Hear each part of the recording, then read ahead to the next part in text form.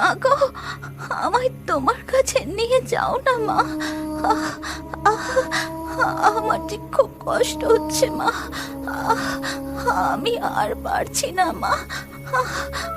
ভোর রাতের দিকে শিউলি আবার সেই মিষ্টি ডাকটা শুনতে পায়। শিউলি, শিউলি, শিউলি। মা, তুমি এসেছো মা? কই মা, আমি তো তোমায় দেখতে পাচ্ছি না মা। শিউলি, শিউলি, এই তো আমি। আয় আয় আমার কাছে।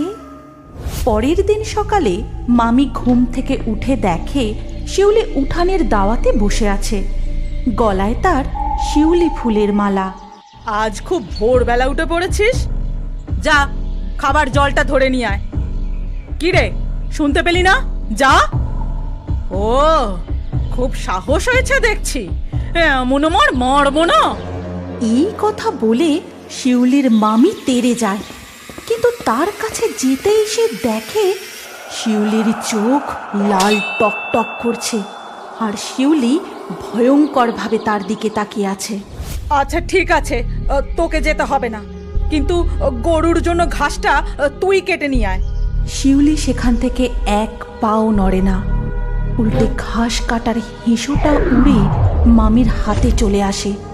এই সব দেখে সে প্রচণ্ড রেগে গিয়ে হেঁসোটা ওপর দিকে তুলে বলে, কোত্থেকে ম্যাজিক শিখে এসে আমাকে ভয় দেখানো হচ্ছে? দাঁড়া, তোর মজা আমি বার করছি। ঠিক তখনই শিউলি উঠে দাঁড়ায়, আর তার পাশে থাকা একটা লাঠি উড়ে এসে মামিকে পেটাতে শুরু করে। আমাকে অনেক কষ্ট দিয়েছো তুমি, এবার সব কাজ তুমি করবে। যাও, ঘাস কাটো। ওগো, তুমি বাইরে এসে দেখো তোমার ভাগ্নি কি করছে আমার সাথে। শুনতে পাচ্ছ? কই গো? কিন্তু মামার ঘুম ভাঙে না। সে গভীর ঘুমে ঘুমিয়ে থাকে। এদিকে লাঠি পিটিয়েই চলে। পিটুনি খেতে খেতে মামি যায় ঘাস কাটতে। তারপর ঘাস কেটে নিয়ে এসে গরুকে খেতে দেয়, উঠান ঝাঁট দেয়, পুকুরে যায় কাপড় কাচতে। সারা দিন শুধু কাজ করে চলে।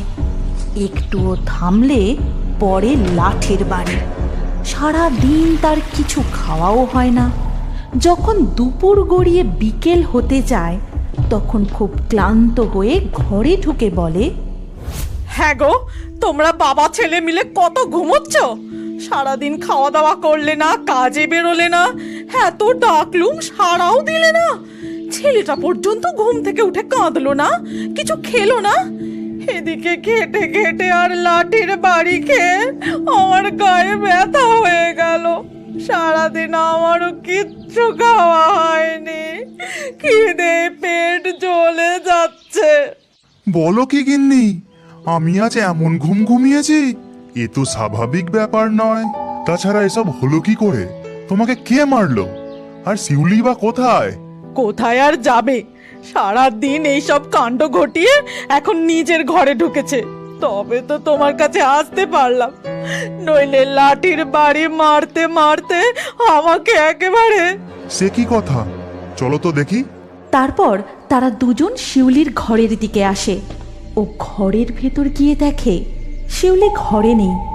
তারপর তারা দুজন বাড়ির আশপাশটা খুঁজে দেখে এবং খুঁজতে খুঁজতে পুকুর ঘাটে যাবার পথে দেখতে পায় সেই শিউলি ফুলের গাছের তলায় শিউলি শুয়ে আছে।